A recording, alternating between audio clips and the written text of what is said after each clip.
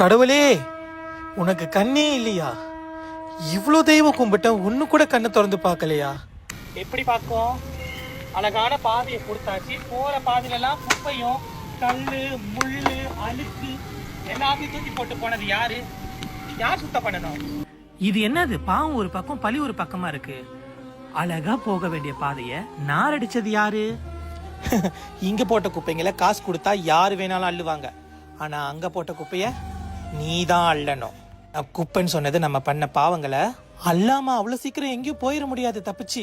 ஐயோ அம்மான்னு கத்துனா பண்ணின தப்புக்கெல்லாம் யார் பரிகாரம் தேடுறது?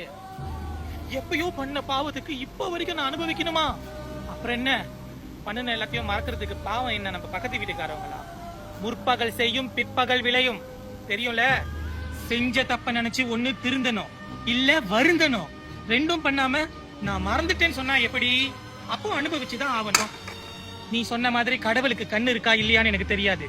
ஆனா காலத்துக்கும் நேரத்துக்கும் கட்டாயம் உண்டு. பாத்துக்கோ என்ன?